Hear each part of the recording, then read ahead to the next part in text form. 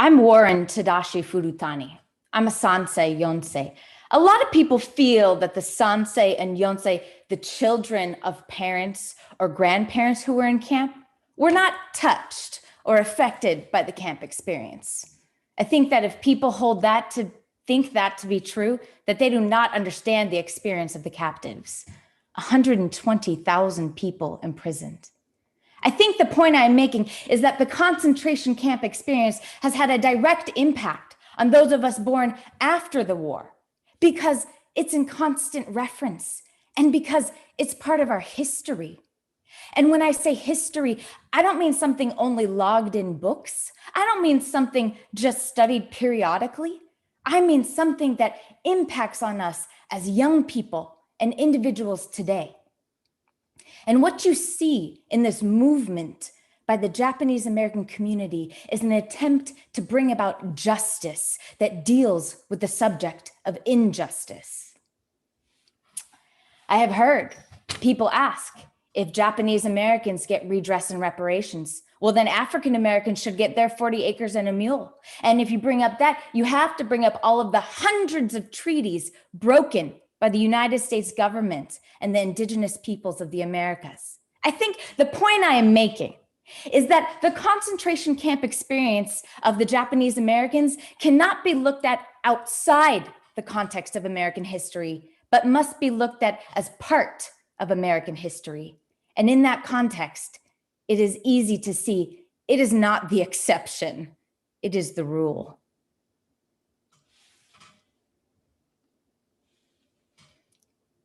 Mr. Chairman, distinguished members of the commission, my name is Sally Kirita Tsuneshi. My father, an immigrant from Kumamoto, Japan, settled in Kohala, Hawaii at the early turn of the century. As a scholarly gentleman, he became a leader in our Japanese community. He was the leader of our Japanese school. He was our town's newspaper reporter for the Hawaii Hochi, and he was an official matchmaker, a baishakunin. He was highly respected. On December 7th, 1941, the whole world was shocked by the surprise attack on Pearl Harbor. And as for us, we were filled with a terrible fear. That night, in the middle of the night, an FBI agent and our town sheriff came to arrest my father. My father got up, got dressed, and went with them into the dark night. We did not see him again for 2.5 years. Later, we were ordered to evacuate. We didn't know where we were going. We just blindly obeyed. I can never forget that day. The army trucks pulled in front of my home. Because we were singled out, I felt an overwhelming sense of shame. As we pulled by my high school, I saw the American flag waving in the wind, and my emotions were in a turmoil. I thought of the prize-winning essay I had written for my English class entitled, "Why I Am Proud to Be an American." As tears streamed down my face, an awful realization dawned on me. I was a loyal American, but I had the face of the enemy. After a long sea voyage and a long train ride across the country, we arrived in Jerome, Arkansas. Because we lived on the edge of camp, we lived under the shadow of the guard tower with their guns pointed at us. At the age of 16, I had assumed the role of head of household, for my mother neither read nor spoke English. It was me. I was granted permission to go visit my father, held at a prisoner of war camp in Camp Livingston, Louisiana. As I sat at that guard tower, I was shocked to see my father, stoop-shouldered, aged beyond his years, walking slowly toward me with the help of a cane. After 2.5 years, my father was returned to us broken in health and in spirit. If there ever was a moment that I wanted to lash out at my country, it was then. I cried out in my heart, "How could you do this to us?"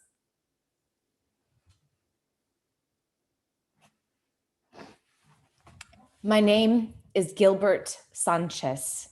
Today, I'm speaking on behalf of Frente de los Pueblos Unidos. We are an organization in the San Fernando Valley fighting for the rights of Latino people. And I would like to put on the record right now, we believe the Latino community will stand behind the Japanese community for redress and reparations. Now, why, you might ask, will the Latino people support the Japanese people? I can speak on behalf of myself and my family.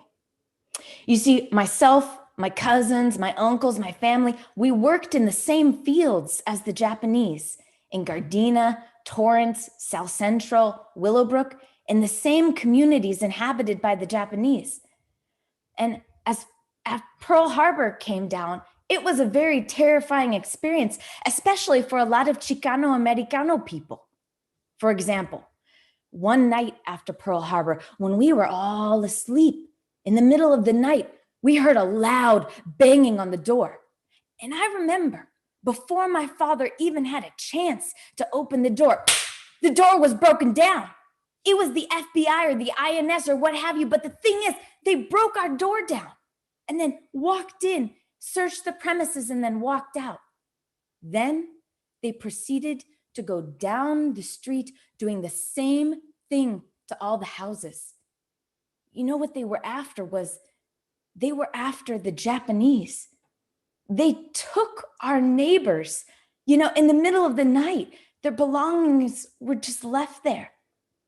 People started talking, started asking, if the United States went to war with Mexico, would the same thing happen to the Chicano Americano people?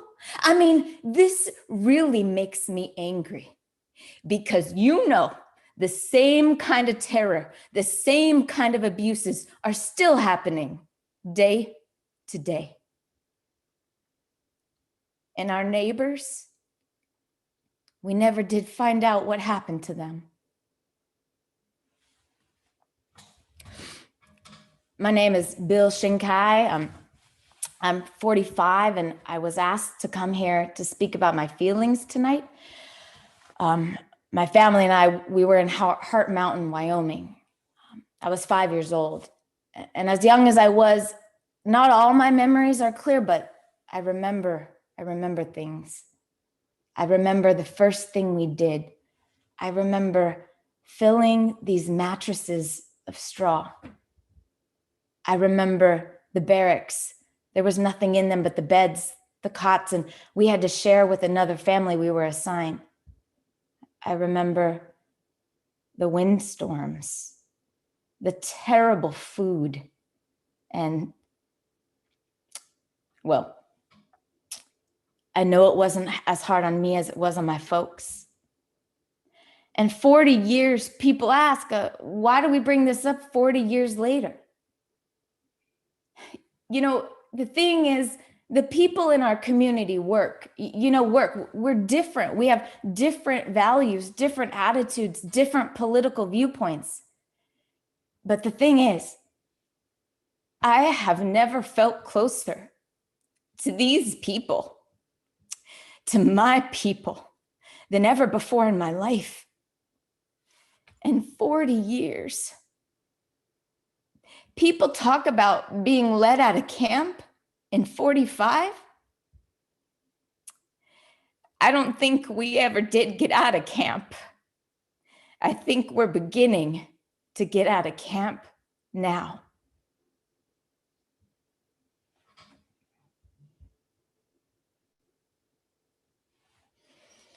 If you would breathe in with me a couple times, breathe in these stories, inhaling and exhaling, inhaling and exhaling. And if you would let those testimony sink into you, let them touch the most vulnerable and empathetic places of your heart. And if you would just take a moment to think about a phrase or a word that was spoken, just drop it in the chat so we can create our own archive of memory together.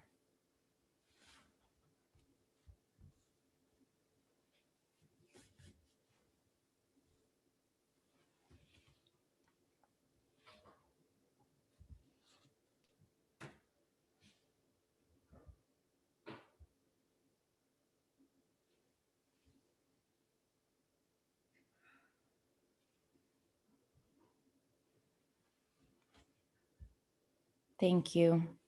And you can keep dropping things in the chat as I make this bridge. We're gonna transition now to a different modality of learning and talking together. So I wanted to start today's class on redress and reparations in the food system with that performance, because it's my hope that part of the food intelligence that you develop in this class is not only cognitive, but it's also emotional intelligence. And when we are opening a space to talk about redress and reparations, we're opening a space of longing for healing and the need to tend to wounds. And in order to do this, it is my belief that we need to center the heart, and we need to center the stories of people most deeply affected. And so that's why I brought with me stories from my community of people who survived through the horrific experiences during World War II as Japanese Americans. So those testimony were from the redress movement that took place in the late 70s and through the 1980s in the United States. And so those testimony are part of our congressional record of the Commission on Wartime Relocation and Internment of Civilians. And out of those hearings was published this book, Personal Justice Denied, which is kind of a compilation of all of the grievances, all of the losses, all of the anguish of Japanese Americans. And then out of that, coupled with a community-led grassroots political organizing campaign, Japanese Americans were able to achieve passing a bill in 1988, the Civil Liberties Act of 1988, which did grant an official apology to the Japanese Americans and reparations, actual money to survivors. Now, there are limitations of that bill that I have lots of opinions about, but I wanted to share that. And the reason why I wanted to use this as an entry point to our conversation is not only because it's near and dear to me and it frames my entire existence as a person, as a farmer, but because it's I think, hidden part of our history that we don't know. There actually is some precedence in our country for reparations, that there have been achievements in the past. And my goal is to make reparations feel common sense. And so this is why I want to start today.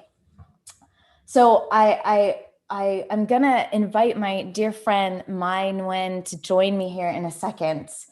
And so the last couple things I wanted to make the connection directly to food.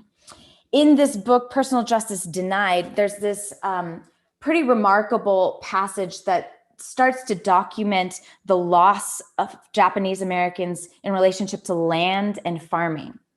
So in 1940, before the United States entered World War II, 45% of gainfully employed Japanese and Japanese Americans on the Pacific coast were engaged with growing crops. So let's like pause just for a second.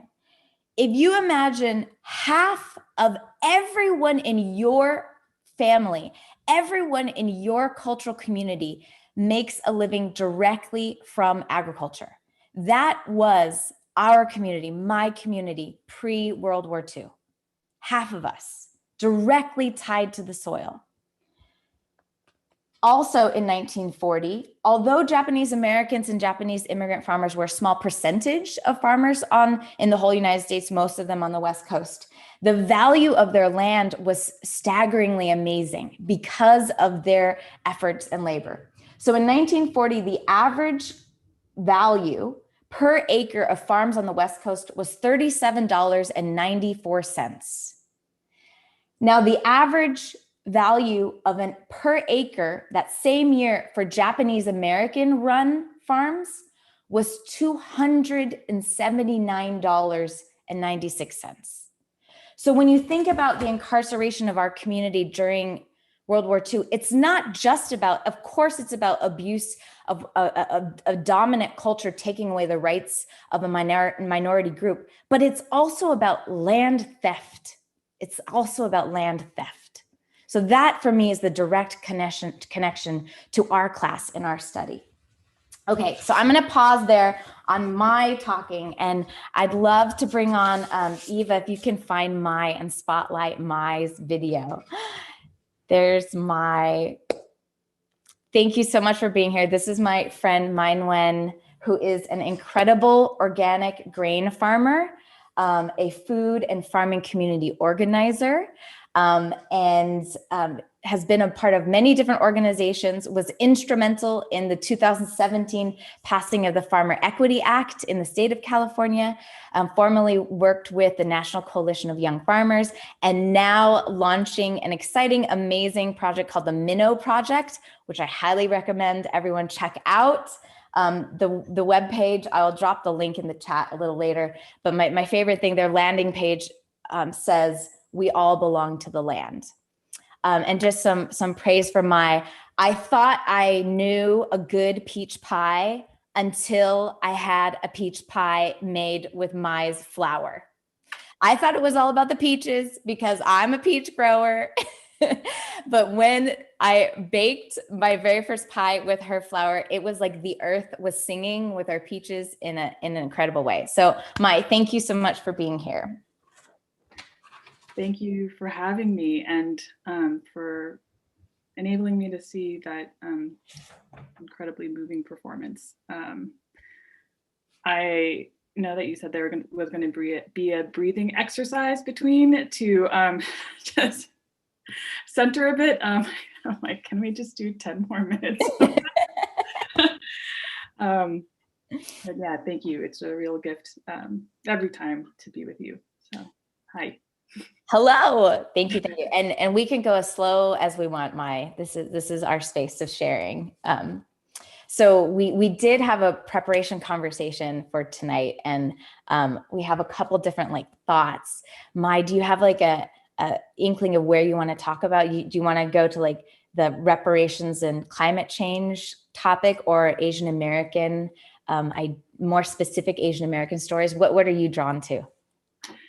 Yeah, I think, you know, when you started with this connection between the emotions that we feel in relation to soil and our ancestral and community experiences, I really want to get into that and into this topic of redress and reparations. And you've asked me, you know, what does that mean for me as a Vietnamese American?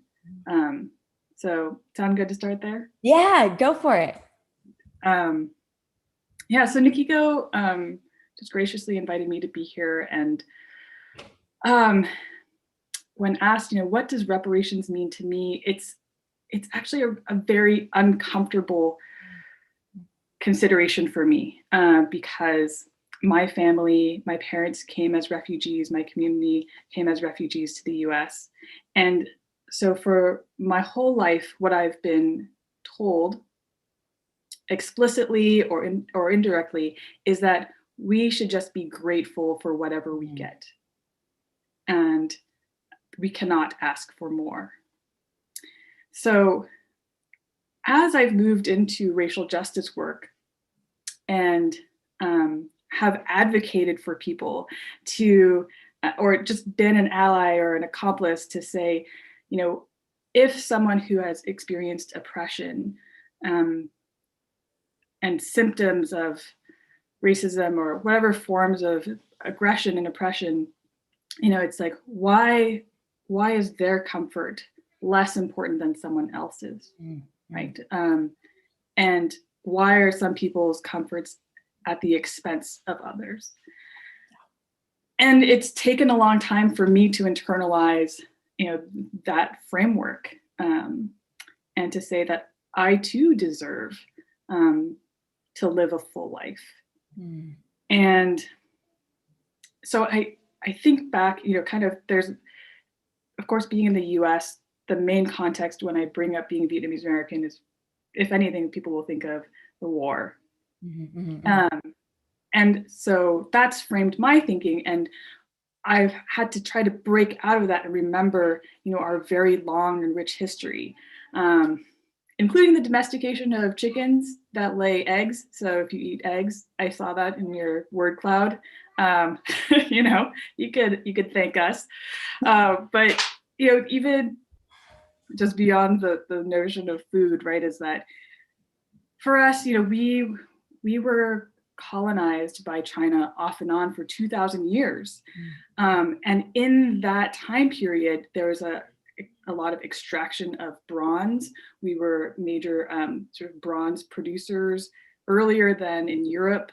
You know, we had a lot of lumber, of hardwoods that are really beautiful and rare, and those were brought to China for, you know, their imperial palaces.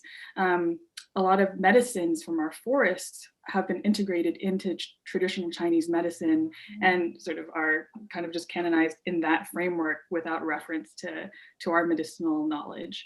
And you know, what we got in return was Confucianism, patriarchy, which told us basically, if you're not the firstborn son, you don't matter, right?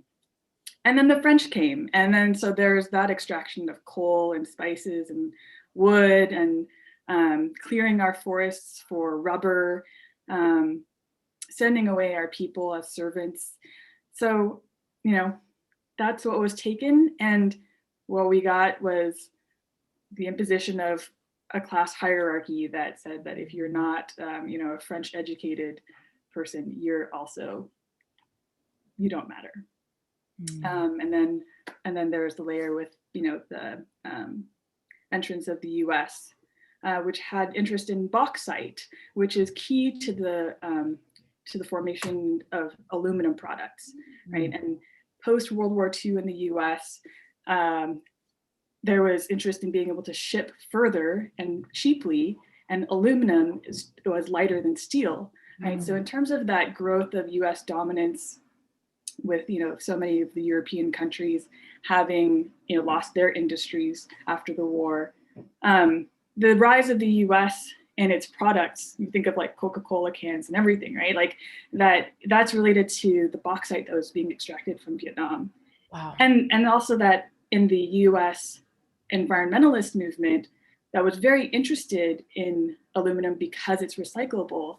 Again, it's that notion of, well, it's clean here, it's comfortable for us in the US, but why does that comfort have to come from this extraction in Vietnam?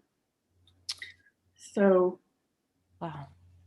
Yeah, I think just then thinking about this notion of reparations and redress, and about our bodies having been impacted by the growth of these major powers, right? And then in particular thinking in this time period, our New Year's is coming up, Tet.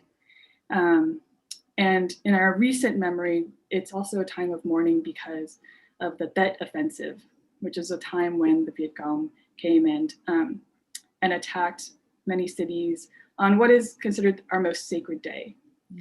It was a turning point for the US because the body count went up. And I wonder now, what if they counted our bodies? Yeah, yeah. And seeing this over time, all these different examples, and I think I just want to connect this back to the first testimony that you gave, is how it impacts me now, as I feel like as a farmer, I've seen how I've really internalized that I don't matter and that my body doesn't matter, that I'm farming out of duty, out of service, out of love. But I've survived 7 seasons of fire now, right? And continue to put myself at risk, even though I've passed out, trying to pick Romano beans. And it wasn't until like 2 years ago when I was evacuating with my 6-month-old baby at the time. We were stuck in traffic because everybody was trying to get out. There's no pulling off to the side of the road because the side of the road is also a lane that people are trying to drive through to get out. And, having my baby crying, I couldn't get to her. And just seeing that smoke in the air that I know is also getting into our lungs, it became very clear to me that I do need to internalize that my body does matter. And so that I can pass on to my child this love of my ancestors that made it possible for me to be alive, for my mom to have traversed an ocean, to be here, that I need to carry that forward so that she also understands that she matters.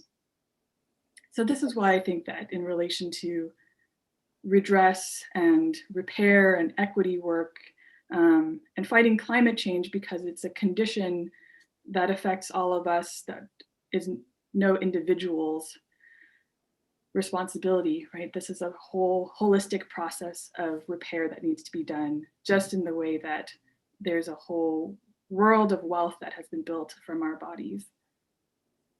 Yeah. Oh my gosh. Thank you, Mai.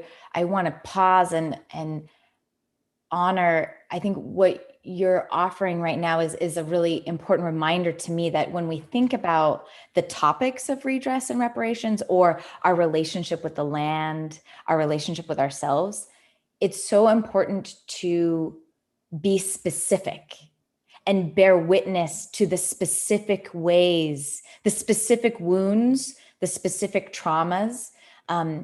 It's not good enough to, it's in fact, I think, impossible to actually try to enact repair or redress to set things right if we don't make time and space for those specific histories of so many different groups in the United States who have been survivors, victims, whatever language people want to choose, of these systems of extraction that you so eloquently outline and are educating me about from your community.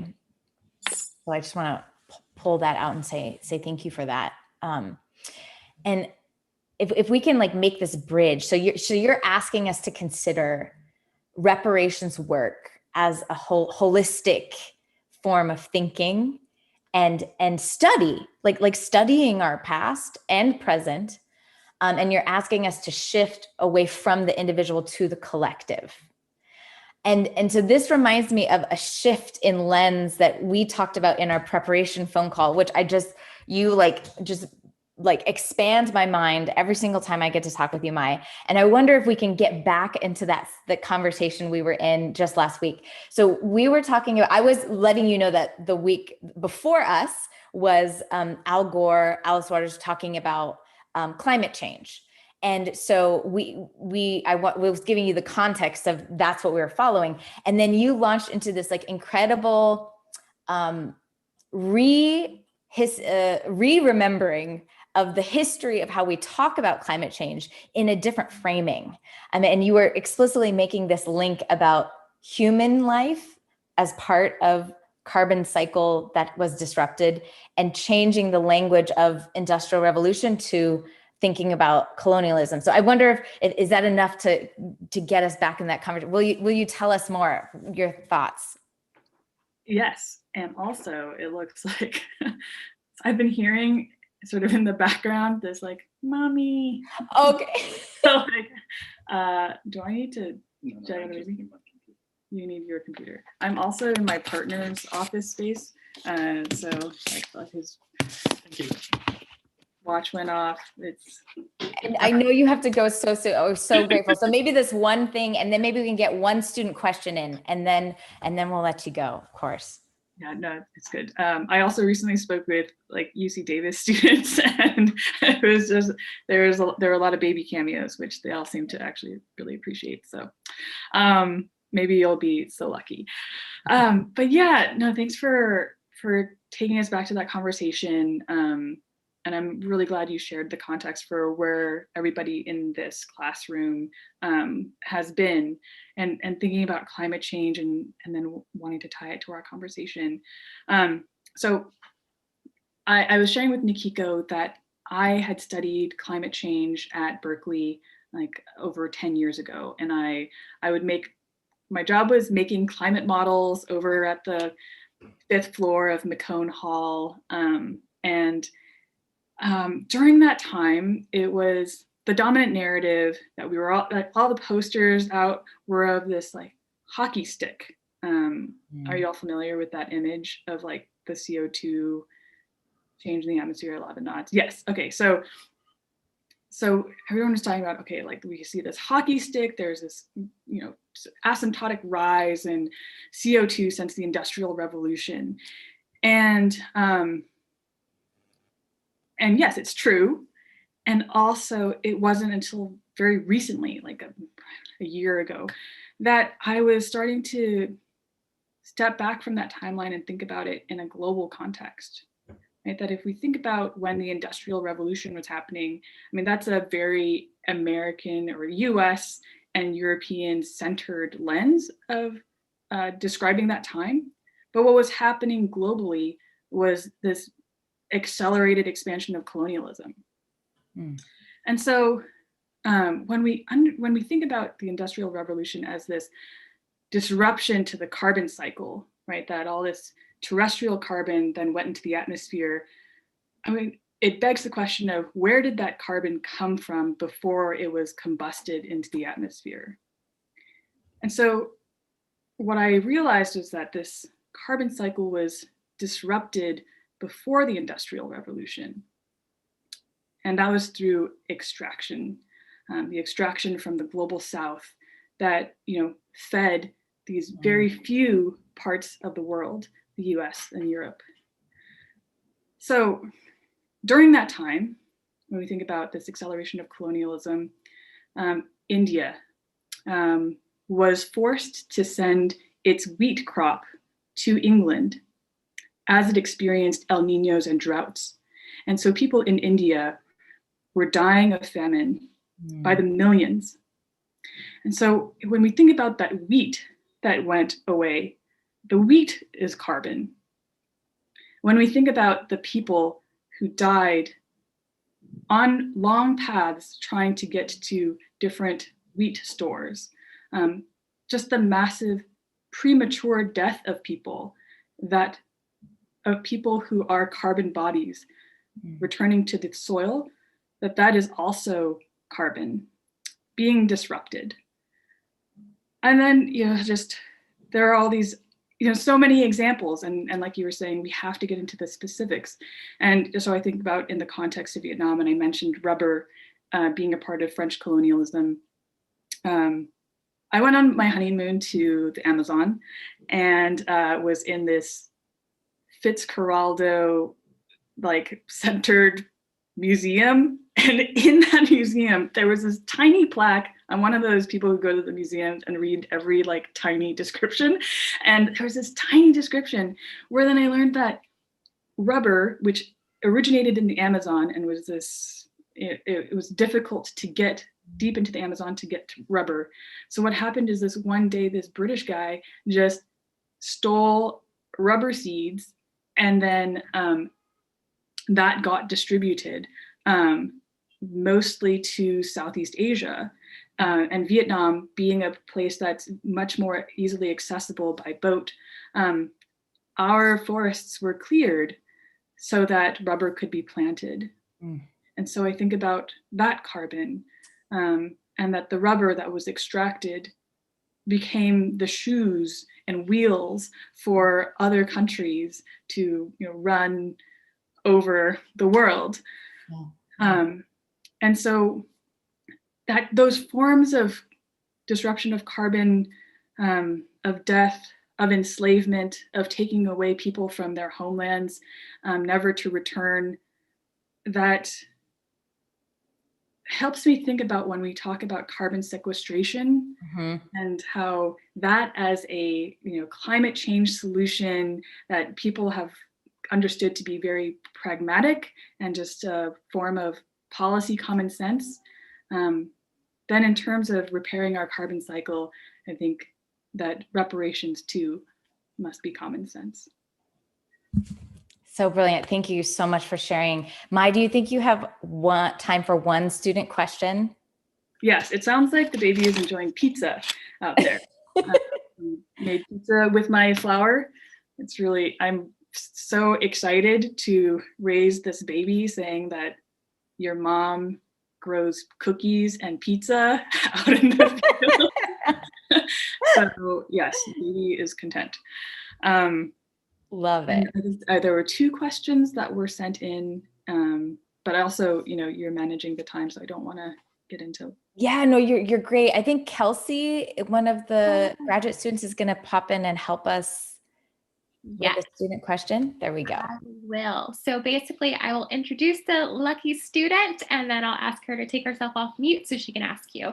But we are going to have Grace Crozier speak. She's a 3rd-year undergraduate student studying political science and public policy. So Grace, if you're around, I'd love for you to go off mute. Perfect. Thank you. Hi.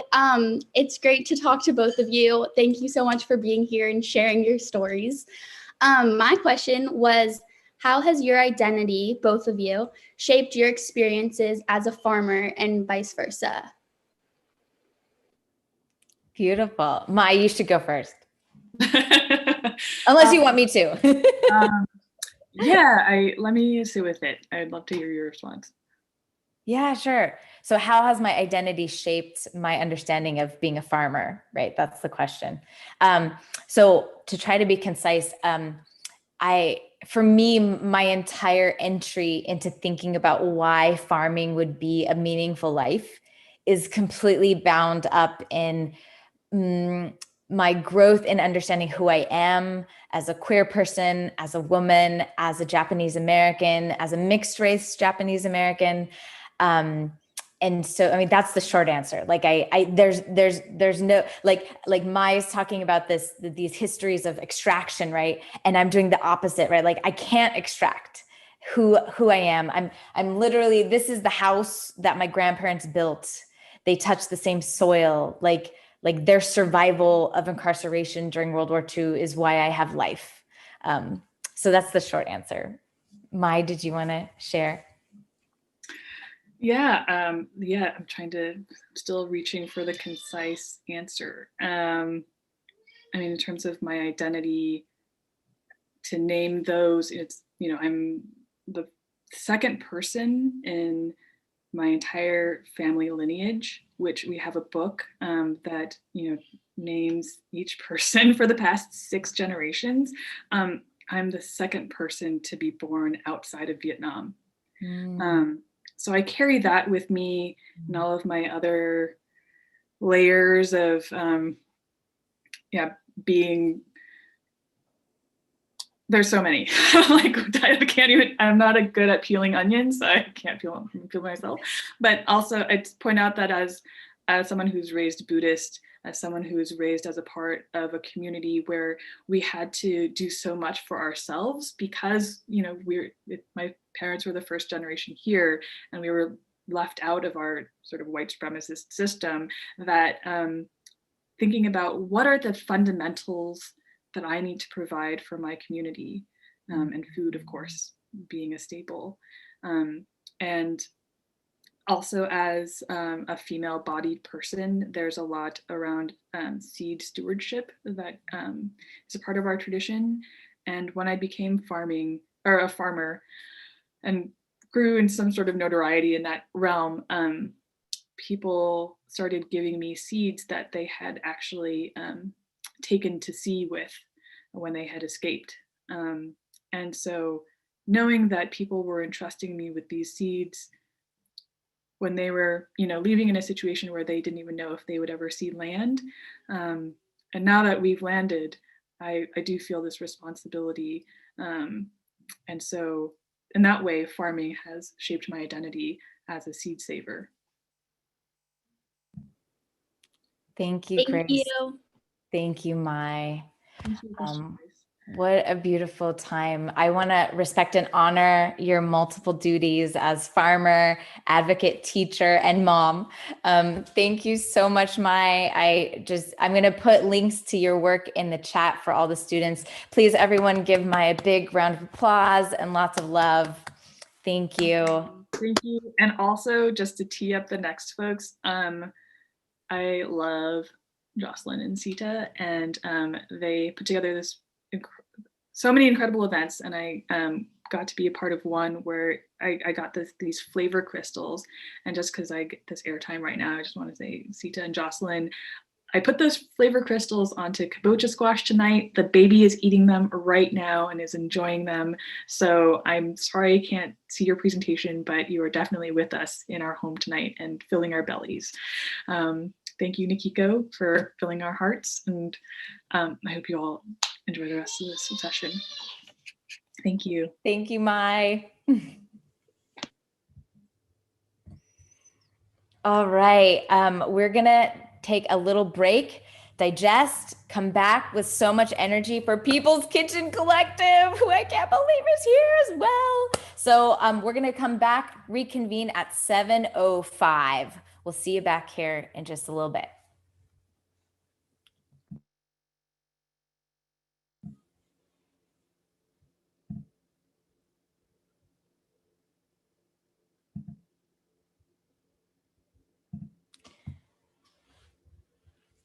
Welcoming everyone back.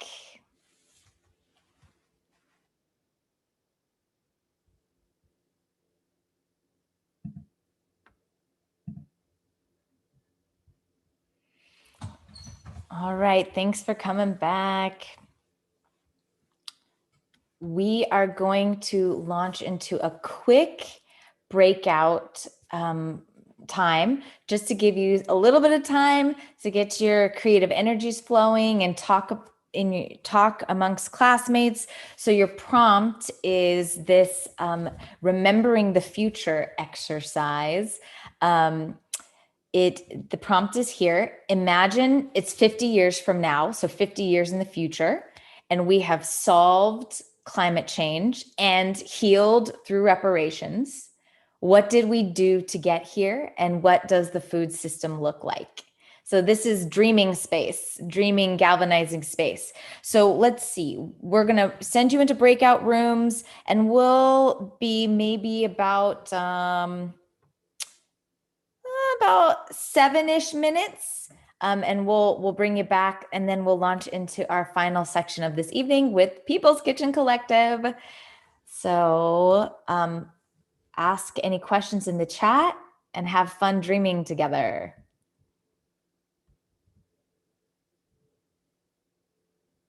See you back here.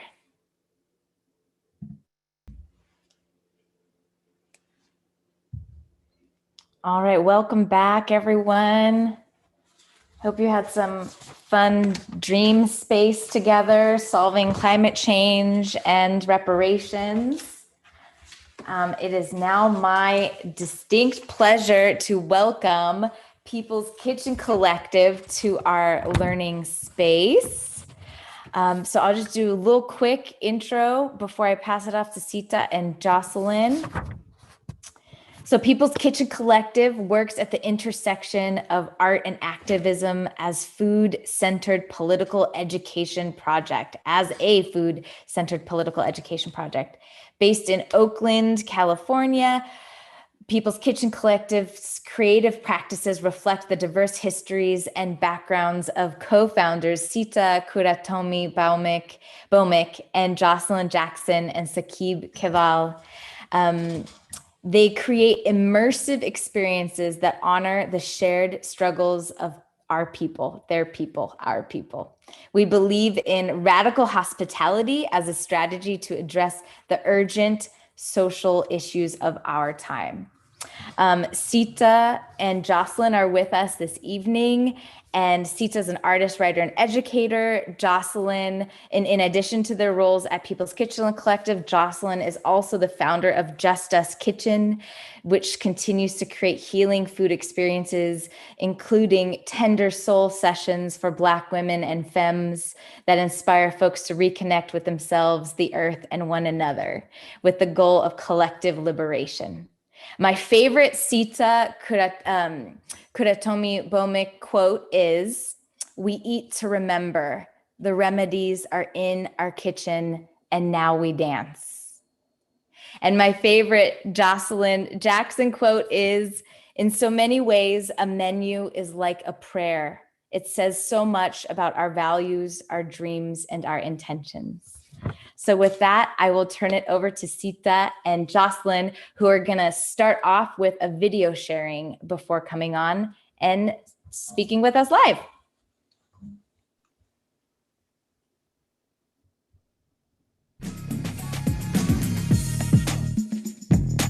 Since 2011, People's Kitchen Collective has cooked a free breakfast at the Life is Living Festival in West Oakland in honor of the Black Panther Party. It was in 2019 that we celebrated the 50th anniversary of the Black Panther Party for Self-Defense and their Free Breakfast for School Children program, alongside Black Panther Party alumni who traveled from across the country. When Jocelyn and Sakib and I started working together, we realized that one of the things we had in common was a deep love, respect, and curiosity about the Black Panther Party free breakfast programs, and just being so inspired by a group of young folks who were 17, 18, 19, 20, feeding thousands and thousands of school children. Ruth Beckford co-created the free breakfast program and served the first one out of St. Augustine's Church here in Oakland. J. Edgar Hoover, they were all afraid of our programs. And the more Black Panther Party programs we had, the bigger the threat we had. We were on campus organizing, at that time, BSUs, ethnic studies departments at UC Berkeley, San Francisco State, across the country. Black Panther Party had 51 offices in America in 30 major cities. We were a force to be dealt with. We were young people, and we were unafraid, and we wanted change now. With that type of attitude, we frightened the government, because we couldn't be bought, we wasn't afraid to die. Those kind of hostile things, they use that as a weapon to scare white America. These are angry Black men and women. Yeah, we were angry because the way we've been treated in this country all these many years. And the breakfast program was such a success. It's like a wildfire. People took that idea and ran with it. Through all those years from 71 to right now, millions of Americans, not just Black kids, but Americans have had breakfast, and but 0% of people know that the Black Panther Party initiated this program, or all the other programs, like the Senior Escort Service, free food program. All these programs were started as examples to help the people. The free breakfast program is about a caretaking. It's also about a political moment. It is about not only food, but also art and justice. It's about this chance for us to live into a legacy that was meant for our time and is meant for everyone that takes a bite of the food to have just even a glimpse into what it is to say yes to being of service to community and continuing this legacy for years and years to come. I just wanted to tell people that one person can make a difference. When I see that line of people at the free breakfast program at the Life is Living Festival, I know that it's their commitment to living this legacy, to being a part of these memories, not staying in the past, but being something that we can carry forward for the sake of our entire community's liberation.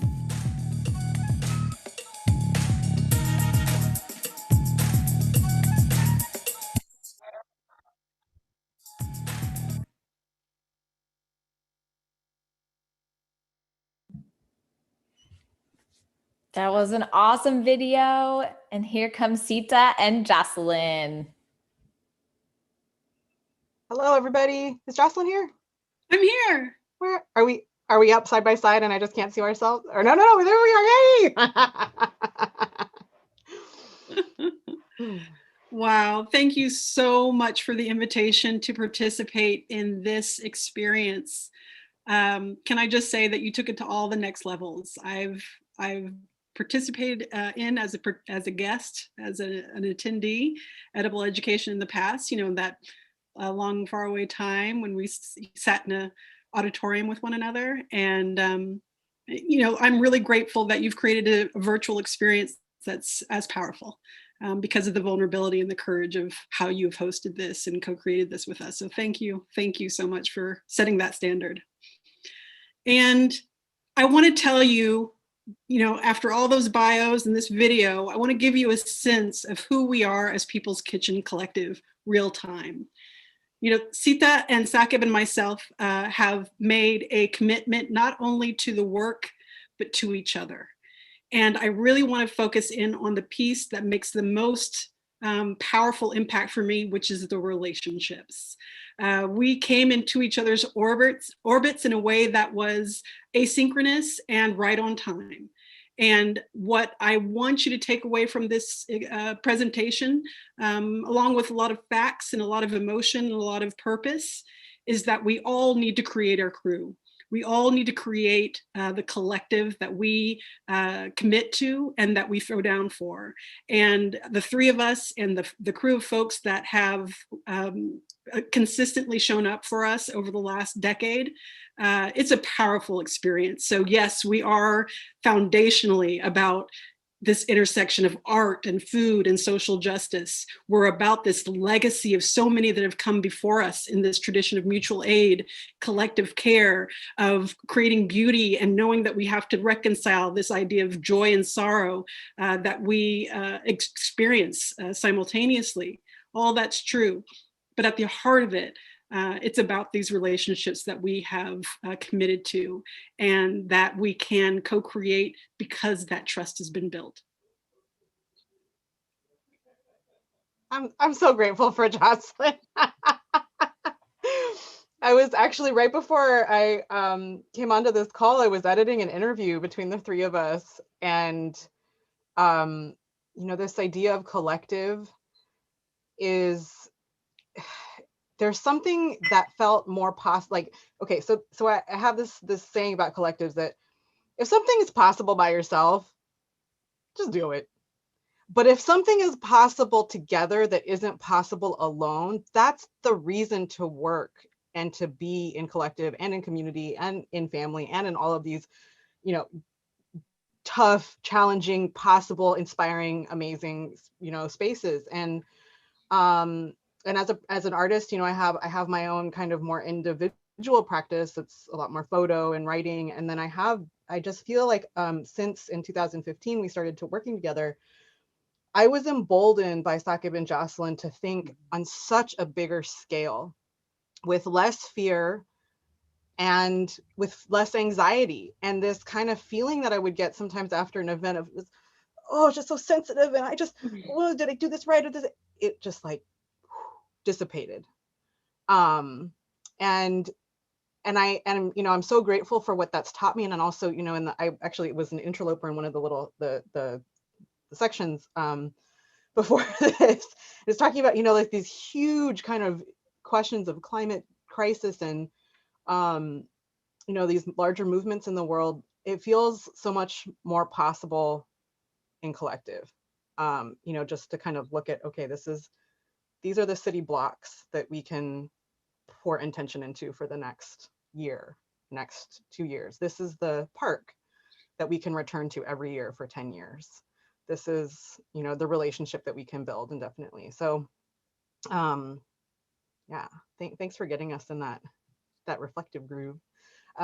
We do want to have we have some images that we want to show you because we know that, it's kind of easier to be able to, hopefully you can, even through this screen, hopefully we can just give you a little sense of like the worlds that we tried to create. just inhabit it with us for a little bit, and then we'll come back to some questions that we got from a few of you, and hopefully some time for others. All right. Yes, this first image is from our Streets meal, which was the culmination of our meal series, from the farm to the kitchen, to the table, to the street. And this was a meal of over 500 people on 2 city blocks in West Oakland. And it was so powerful to be able to create this moment of really activating a space of legacy and intention and the power of community to celebrate, to grieve, and to really take on all this wisdom that our ancestors have to give us the lessons that we need to be in this moment today. You can go to the next slide. That was a bit, yeah. And like we said, we are based in Oakland, and that's such an interesting thing to say right now, because presently we're in 3 different places, the co-founders. Sita is holding it down in Oakland. I am in Las Vegas, Nevada, sheltering in place with my family here. And Zakib is actually in Mexico City with his partner, Norma, and they are creating cooperative culture there with their restaurant project. And one of the core beliefs that we have is around radical hospitality. And to break that down a bit, I mean, it's just thinking about, you know, connecting the past to the future, and also not saying, you know, that what we're not inventing by any stretch of the imagination, but we're drawing on, you know, the ways that our people have survived, and the way, and part of that survival is also this idea of hospitality, of how do you say you belong, that we belong to each other, that you are welcome here, that I've expected you, as, you know, Marvin K. White, who is a poet and theologian, pastor and theologian that we work with, and many of the blessings for our meal, you know, will always say, I cooked because I knew you were coming, right? And that's just like that feeling of being sent home with a care package or receiving one in the mail. And so that, you know, the idea of radical hospitality is, you know, thinking of how food can be a tool for social change, how it can be used as a way to address the critical, you know, all of the critical questions of our time that are all interlocked, as we know, right? All of the isms are all interlocked. And in that, how is it that we bring in poets, researchers, art, you know, activists into the fold?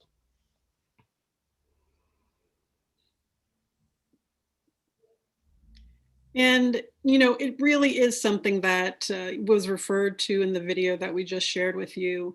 The power of place means that what is legacy in Oakland is our present opportunity.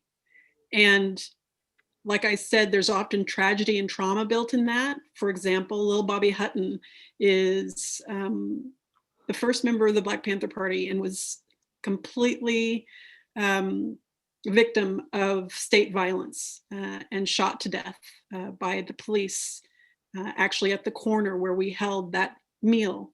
The image that you saw at the very top, that was the corner where he was taken. And it's important to have that be a foundational piece of how we weave through the meals and the experiences that we create. And the next slide, I think, will take us further into that. We have this incredible resource of care from the Black Panther Party's over 62 service to the people programs. And included in that was elder care, was free food program, was a clinic. They actually had a clothes giveaway, giving away shoes. They met each moment. They said, is there a need? We will meet it. And really catalyzed around those experiences of the community has a need that's creating suffering, continued suffering in a context of a country that has, from the jump, refused to acknowledge humanity within our community. And so it really is such an amazing thing to be able to hail back to this lived experience of the Black Panther Party program and what they're able to accomplish as a present history. And the next slide, I think, reflects that a bit too. In that Ruth Beckford, who was not a Black Panther Party member, was a local social worker and a dancer of some renown. You have to go to the Oakland Public Library and see the archive of Ruth Beckford. Was also an author. She took on the initial free breakfast program at St. Augustine's Church, like we mentioned, and it was her connections to community, again, the relationships that really seeded this program. The kids that came to her class, her dance class, the parents were some of the people that first resourced the free breakfast program. So it's very real when we say that movement work really does move at the speed of trust. And those relationships are really what can give it so much power. And the next slide, please. These are all images from an archive that is held by the resident archivist of Black Panther Party, BJ, out of Sacramento. And he gave us permission to use these images. And we want you to see them because there is so much record of what happened with the Black Panther Party.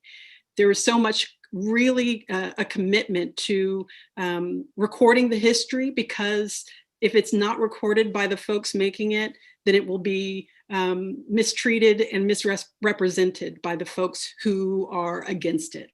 And so it's really a beautiful thing, and we'll share the resource of where this archive is to go through this and see a more accurate representation of what the Black Panther Party really was able to do. In this conversation about redress and reparations, I really want us to think about what it is, and this was mentioned in the prior conversation, what it is for us to self-repair. When we know that there is no one coming, how do we repair for ourselves? And that is such a huge part of the work of social justice, is knowing that the work is being done for an outward solution, but there is never a moment where we rest on taking care of ourselves. And the next slide, please. I believe I'm going to you, Sita, is that correct? Yeah, and brings to mind also Janaki Jagannath, who's an incredible, another food and agriculture person in California, was talking about the scale of between food security and food sovereignty. And the thing that I've been reflecting on is just how incredible that the Panthers were addressing the issue of food security, of young Black children not having enough, through food sovereignty, by saying we will take the solution into our hands. We will go to our communities, we'll go to our stores. That is how we will find ingredients. There were a combination of local farms, everything from Safeway to the liquor store, right? You know, that's where ingredients were coming from. And the spaces were churches, they were, you know, community centers. This photo that you're looking at is actually the house on, it's Defremery Park, also known as Little Bobby Hutton Park, and Little Bobby Hutton Grove, which is a grove of trees that's planted right there. That was the site of, you know, so many innumerable Free Huey protests, and also the Black Community Survival Conference, and also the site of the breakfast that we hold every year, in, you know, just honoring the legacy of the free breakfast program. We had a question actually from, I think, was it Alyssa Goody, about how has the People's Kitchen Collective managed their free breakfast program during the pandemic. And, you know, we'll show you some slides at the end, but also to say, you know, we do this annually in remembrance and in honor of. They were out there, you know, many days, in some cases, you know, 5 days a week, in some cases fewer, in some cases more, right? Through a lot of the cooperative housing also that they had. You can go to the next. So this is a tent that's outside of that same building that you just saw. And this is an article that was written in The Guardian And the quote from Billy X. Jennings, who you heard from in the video, one of the biggest, baddest things we did. So this was the 50th anniversary, which was 2 years ago. Same location as you just saw. Go to the next one. And then I just wanted to highlight this picture actually, and I'm gonna popcorn Jocelyn.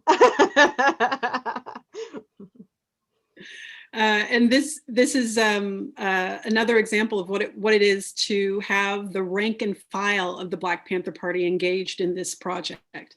The Black Panthers lived collectively, they worked collectively.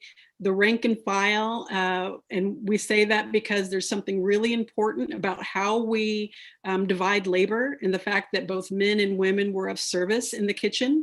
Of course, there was much discussion about what that meant, and to really be in this place of considering how we are of service to community in a way that is really representative of what each person can bring to movement work. Well, there was something else you wanted to mention, Sita. Yeah, so it's actually in the next slide. So just if you take a look at this picture and take a look at the next one. So this is a close-up.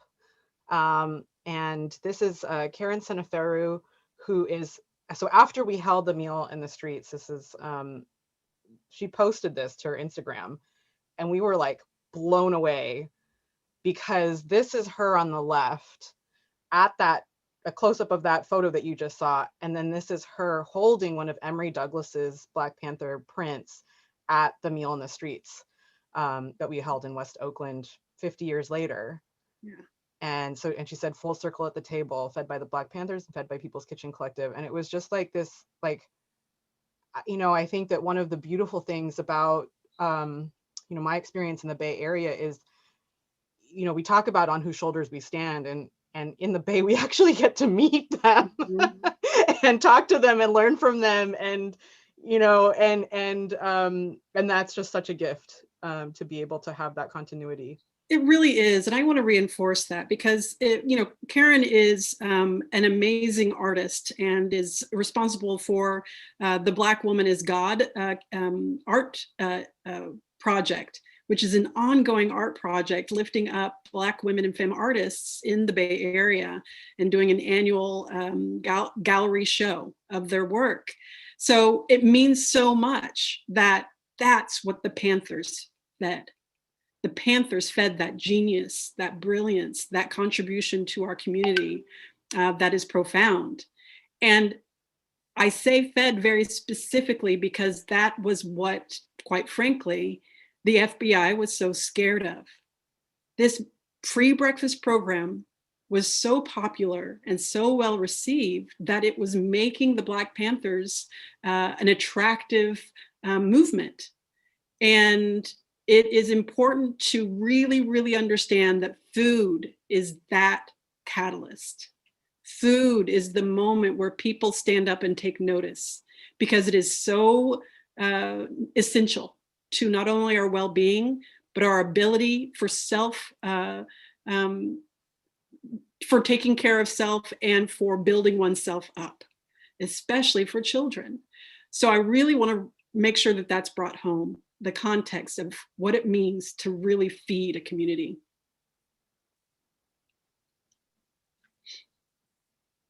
This is actually just another image of that meal in the streets for 500 folks that happened. You can go to the next slide. Oh, and then this is an image actually from, so what People's Kitchen Collective, I should say, also has existed, every season where we shift and adapt, both to the needs of what we see as community, what we're excited about, and all the ways. At one time, People's Kitchen was a bi-monthly pay-as-you-can meal. And then those were held where the Swans Market, which was really the kind of largest and only for a time market in Oakland. So they were held there, sliding scale, pay what you can meals. And then for a time, we also did these seasonal, so 4 times a year kind of community meals, each based around the theme. What you're looking at here is a meal that was actually held in remembrance of Executive Order 9066. And it was also, it fell on the same day as President's Day 2 years ago, which we thought was just, you know, combining Trump, the Muslim ban, and registry, you know, just all of the kind of intersection of that with the history and the legacy of EO 9066, which literally touched, you know, as Nikiko was saying, on agriculture, incarceration, you know, civil rights, like it just, every aspect of life, and also right in terms of the generational legacies also. And so we held this meal, and we you know, these are two folks that were invited to the table. They're opening up a box of manju and mochi from Benkyodo and at the end of the meal. And I think you can go to the next one too. This is some of our youngers at the table that are doing the same. And I just remembered that Marvin, you know, what he said at the invocation for the meal, Marvin K. White, he's the minister at Glide Memorial in San Francisco. He said, just as the history of slavery is not the history of African and African Americans, the history of EO 9066 is not the history of Japanese and Japanese Americans. And I think that, you know, especially as we're in the midst of African American History Month, as we're, you know, we've, you know, we are upon Executive Order 9066, the anniversary of that signing, to think about how that is an American history, that's also a global history, that's a history that did not happen because of the people who were primarily affected. And in that question around, you know, around reparations and redress, that is also the central question, that you know, that this is about all of us. And that was so brought home in the context of this meal, because it was sitting side by side folks that had experienced internment in the 40s and folks that were experiencing the Muslim ban in present day, and the executive order that brought that into play. And having that real awareness between these two movements across time, that never again was the refrain and the call to action, never again. And that's also present in the menu that we selected. In the first photograph, or the prior photograph, you saw those 3 bricks with the sterno in the center. That was to cook sukiyaki. That was one of the most craved dishes when we were asking internees, what did you crave? Because as you heard earlier, the food was terrible. It was horrible food. And so we wanted this meal to manifest the longings. And that was things like sukiyaki, shared family style. It's like these mochi desserts. It's the opportunity to really have flavors commit to that healing process with us, for sharing at that table across movements and generations, to be of service to that healing. Because quite frankly, reparations is never going to be enough. It will never be enough. We have one more slide before we go to questions. These are images from the Life is Living breakfast that happened last year. You'll see it looks a little different in pandemic, and really Jocelyn led this. Really, this, I mean, what was so remarkable to me is the way that we were able to serve different populations that wouldn't necessarily, you know, be able to all intersect in a Zoom call, right? So we did actually do a cook along that was online. We did a grocery distribution of ingredients through 3 local spaces, and then we also did a distribution to the curbside communities through East Oakland Collective. And we also did some prepared food, some of the kind of a much smaller version of our menu to some of the youth at a learning pod at Little Bobby Hutton Park. And I think it's, you know, for us, and for me, it was just really inspiring to also see just how thoughtful, you know, our community was able to be, and just kind of thinking about like who has access where, when, and how, and not to, you know, and to really kind of look at those challenges. And, you know, there are no perfect solutions to imperfect problems, but, you know, how can we do the best that we can with the resources that we have? And Jocelyn, you want to say anything before we think our time is is there for a couple questions. The next slide, I think, just goes to how to, and you can go through these. These were videos that we provided to you before. This one in the next slide, really speaking to that meal series that we've been talking about. And the last slide after this is, a point of contact for us. One of the things that we're doing in pandemic is leveraging our connections so that when people are in touch with us, for example, someone in the comments mentioned People's Breakfast. They are a group that's doing weekly meal distributions and service.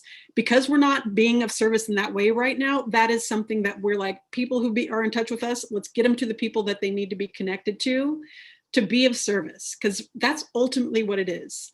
We know that there is a need, and in order to really leverage our relationships in a way that is effective and with a little bit of grace, it's really about serving as a connector in many ways. And there are other projects that we are working on that we're excited to bring to the world that will be a slow burn of co-creation over the next 2 years or so.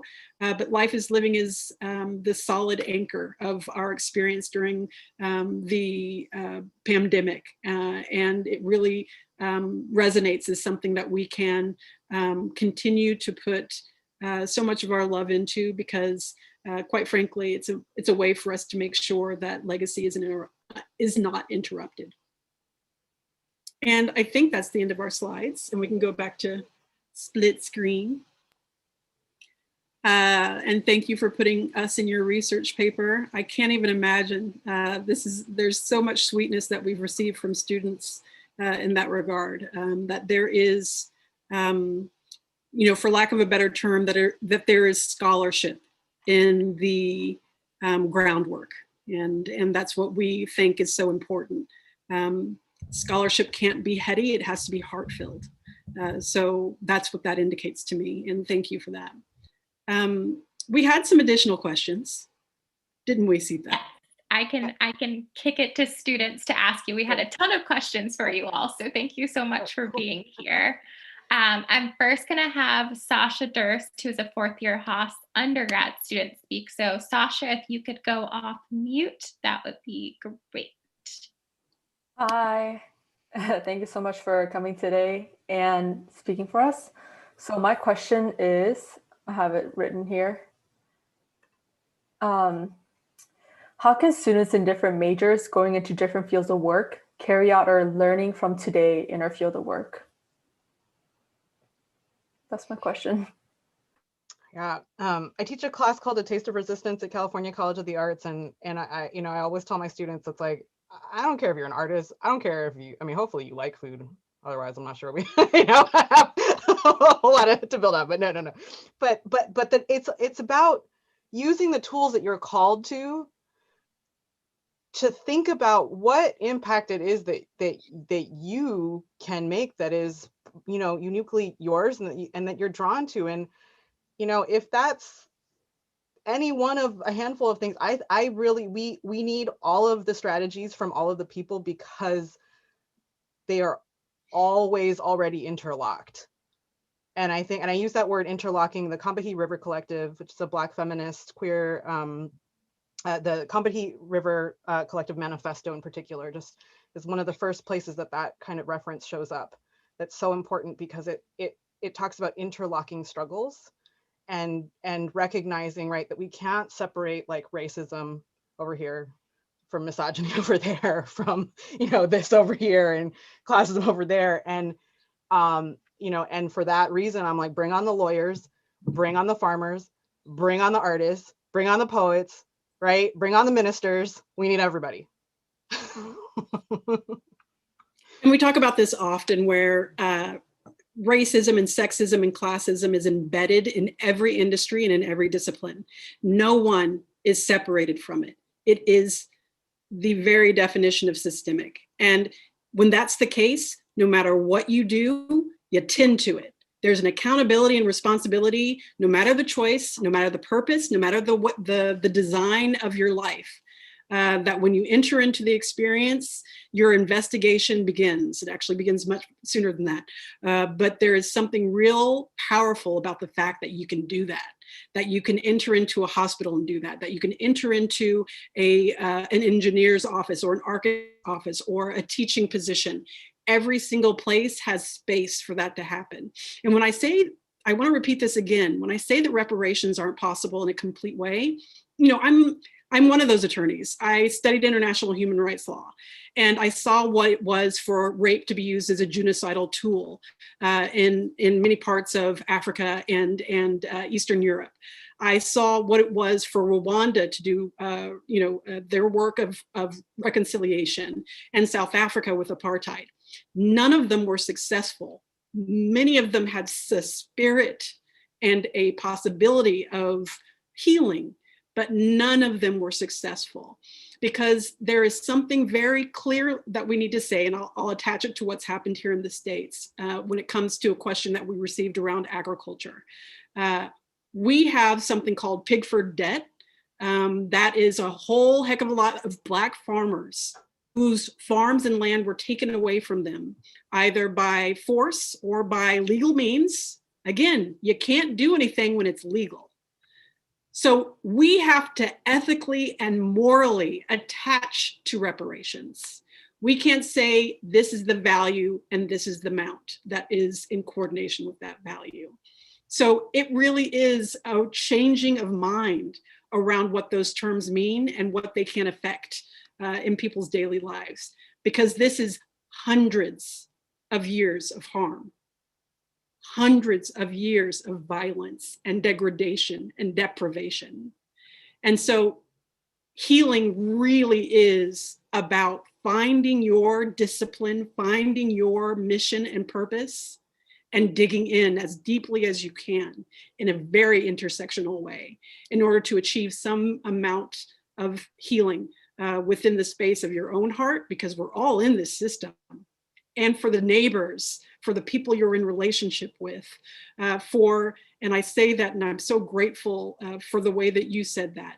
They were my neighbors. Go there, everybody. Protect your neighbors. Thank you so much. And we're going to do one last question. We're going to squeeze it in, and it's going to come from Ayato Kobayashi, who is a junior pursuing business and economics. And if you could just ask your first question, Ayato, for time's sake, that'd be great. Of course. Hello, thank you both for being here today, and thank you for the work you do. I have one question now, and my first, I guess my question is, what should businesses and governments be doing to support reparation efforts led by grassroots organizations? You know, something interesting happened in this election, maybe a few things. A couple of them are that Deb is now up for being Secretary of Interior. We needed that. That's looking good as far as being able to tend to reparations and to harm. And Cory Booker and our new senator from Georgia, they are in a position to be they're on the agricultural committee. So they're in a position to tend to these things around reparations and land. So that's beautiful. It's really sweet to see a groundswell moment when it comes to the people who are harmed are in positions of power. Because within this system that's broken, that's what we're navigating, is power and the exchange of it. So it is not a total response. It's not even a completely graceful one within a broken system, but it is giving attention to the fact that the folks who are harmed need to be at the heart of the repair. Otherwise, it is absolutely empty and embarrassing, and I don't even want to have anything to do with it, because at least we need to get to that point where we know that those that are harmed are in control of the way that healing happens. Sita, did you have something to say to that? You know, I want you to close us out because I'm going to say one thing, but you're going to make it bigger. But I was looking at The Guardian today, and they were talking about Amazon. I think it was 165 billion in profit for the last calendar year. I mean, and that monopoly of like how it's control. I mean, like our the control that is, and the power that's possible because of how information is feeding from one and to the other. That when I'm thinking about business and government, right, and that's kind of one, and how Whole Foods is tied into that, how the distribution of food, a reliance on systems like that, especially in pandemic, increases. And then on the other hand, I'm also thinking about the businesses and the decisions that were made by, let's say, managers at the local Safeways, during in the 70s, to contribute to the Black Panther Party for Self-Defense's free breakfast, that would donate bread, cereal, pancake, wheat, sacks of wheat. And just thinking about that spectrum, in terms of this question of like, what's the role of business and government, within a capitalist system is, and I'm a firm believer in that we need we need like all of the, like if this is prongs, we need all the solutions, right? We need all the solutions from all the places, and we need people who believe the entire system should be shut down and burned to the ground and started from you. We need people working from within the system to make it better. We need all of those solutions. But what I fear, and I think in what I was reading this morning, right, with this just kind of unfathomable wealth, power, and control, is what that means for the most vulnerable, in society, for all of us who think and believe that we have so much agency, power, and control, when, like, my God, right?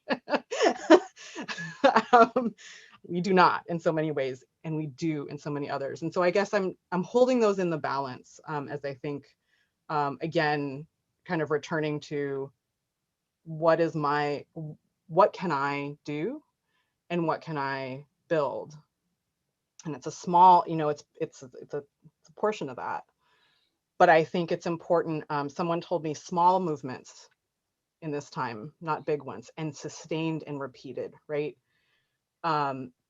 Because in this crisis cycle, the one thing that we have to do is to keep going.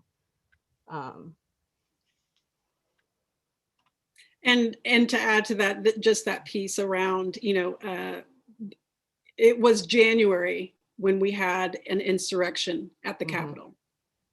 That's last month. The return to normalcy is the thing that's not normal. There is a real difficult, it's a real difficult process for the masses to hold a sense of urgency.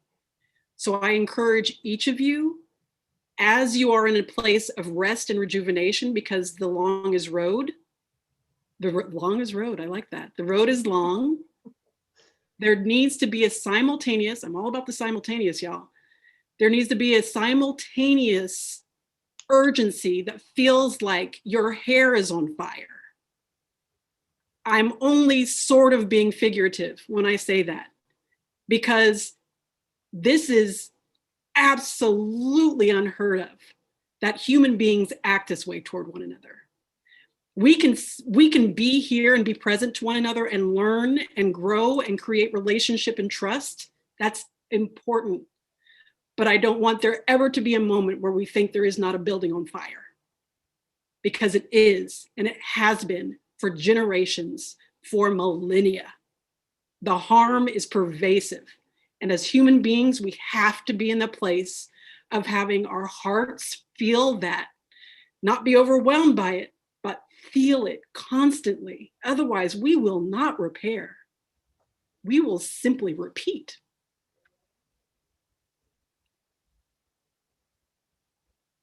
Thank you so much, Jocelyn and Sita. This is Nikiko. I know I'm not on the screen yet. There we go. Thank you so much for your wisdom, for your endurance, and for your dreams. I'm so grateful to be on this planet with you and for you being here with our community of learners. So I'm going to ask for our students or community members here, let's show some gratitude by writing in the chat a very specific thank you. Like, thank you for blank. fill it in. So let's take a couple seconds, and don't forget my too. So thank you to People's Kitchen Collective and my. Write something specific in the chat, and I'll save the chat and make sure that these get to folks. While we're wrapping up, I also just wanted to highlight People's Kitchen Collective, Sita, Jocelyn, and Sakib have won this incredible, much deserved recognition by Creative Capital, that they're going to be working on a project over the next couple of years. I think it's called Earth Seed. And so follow them, please, please, please follow them. Also with my Nguyen Minnow project, join that listserv and follow that work. So, and you being listed as a YBCA 100. Thank you. Congratulations. Thank you so much. This has just been a dream space for me to get to ruminate, cultivate, and replenish my own soul energy for reparations. Thank you, thank you, thank you. Just a note for students, Eva is our amazing graduate student coordinator, and she's going to be sending out a very important email, like always, but with specific administrative instructions for next week. And we're going to be launching homerooms that we're going to be revisiting. We have a fantastic lineup for next week as well. And so I will just close out here. Will, if you want to jump in and say anything. I just want to say thank you to you, Nikiko. It was a very special evening, and to all our guests this evening. Very, very memorable and impactful time together. So thank you. Thank you so much. We're at our end of time, but I can't wait for in real life hugs and meeting and gathering and the continual repair, our self-repair, our self-care. Oh, bless you, my dear. Thank you so much for inviting